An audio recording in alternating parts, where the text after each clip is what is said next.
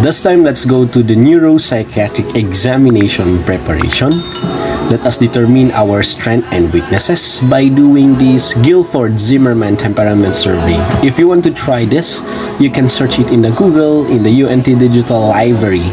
Take note, I am not a psychologist. These are all pure personal experiences, and I have done this during my neuro examination application for the uniform service. So, this is a modified video presentation because in a previous video there are a lot of distractions, especially the music. So I am now making new one, but this time I want you to have a piece of paper and a pen, and every statement that we will be dealing, I want you to classify it as your strength or your weaknesses. So as an instruction, read each statement carefully. If the statement seems to be true, or if you agree with it, mark yes.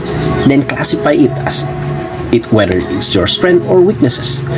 If the statement is more false than true, or if you disagree with it, mark no.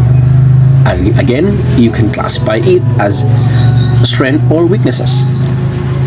If you cannot decide between yes and no, you may mark answer question mark. But take note, avoid doing this if possible, because our aim here is to classify our strength and weaknesses.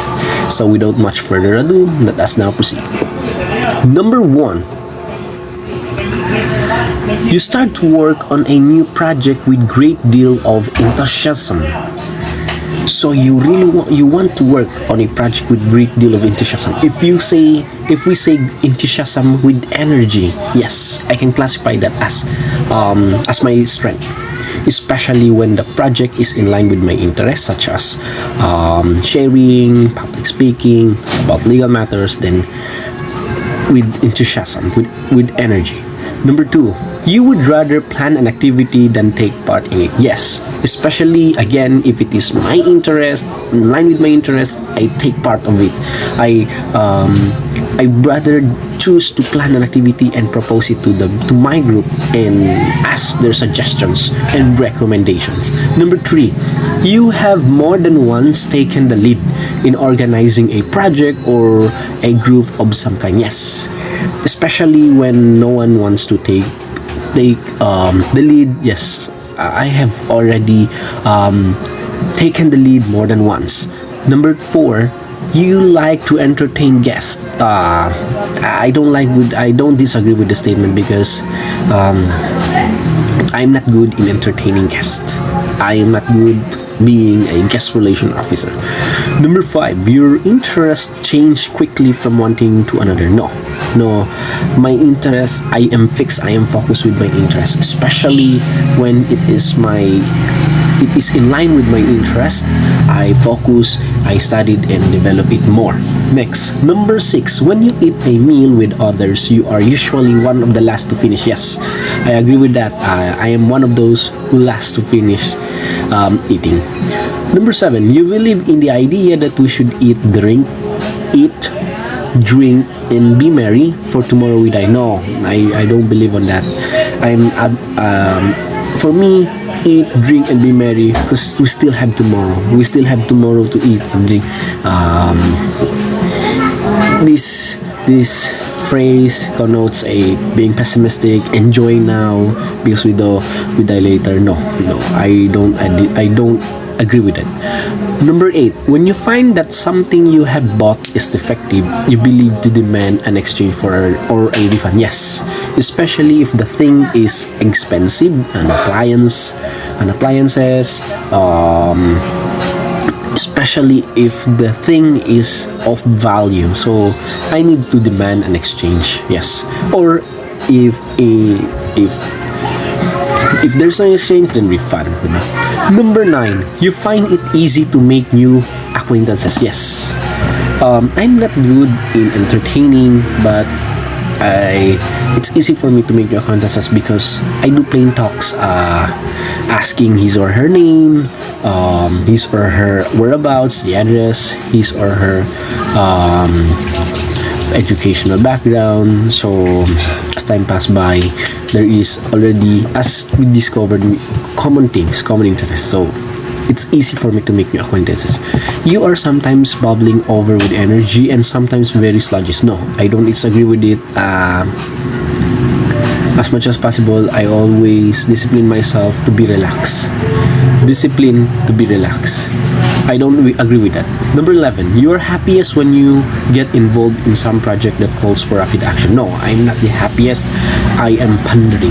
I ponder on how, I am wondering on how to do it, because in a given limited of time, yes, I am not the happiest. I am one of the serious person. Other people think of you as being very serious-minded. Yes, I agree with it, especially when I am involved in a project. Then my energy needs there, my mind, my ideas. So I am serious. In being thrown by chance with a stranger, you wait for him to introduce himself. Yes, you wait for him to introduce himself. Yes. I don't immediately initiate talks. I wait for others to talk, except when I am interested with that kind of person. I talk. I initiate talks. Number 14, you like to take part in many social activities. No, I disagree. That's my weakness. Being in social place, being in social activities,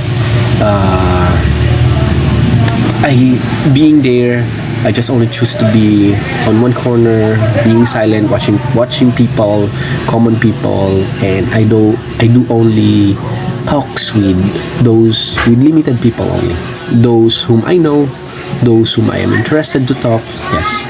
Next, number 15, you sometimes feel just miserable for no good reason at all.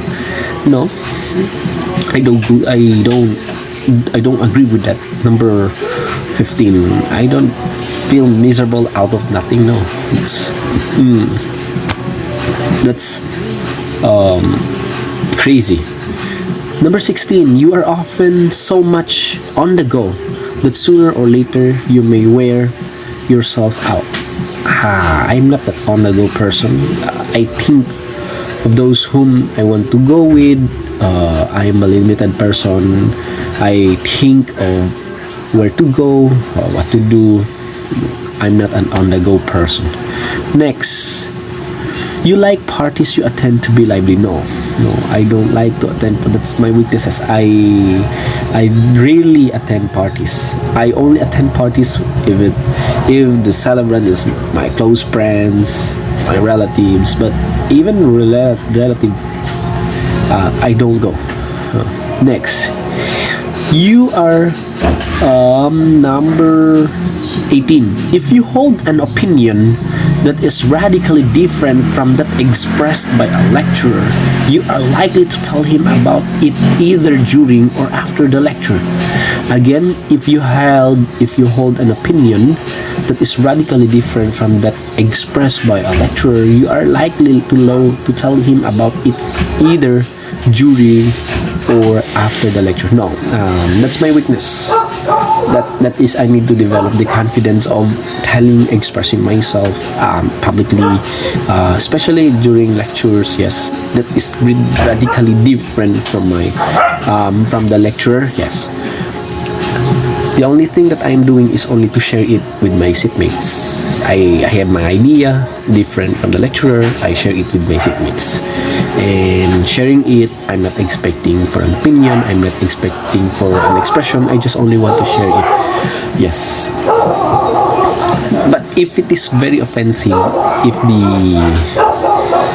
it is radically different already or offensive, if expressed by the lecturer, or very different, that is very prejudicial already. If the lecturer is expressing some ideas that is prejudicial, then that's the time I express my idea. It is difficult. Number 19, it is difficult for you to chat about things in general with people.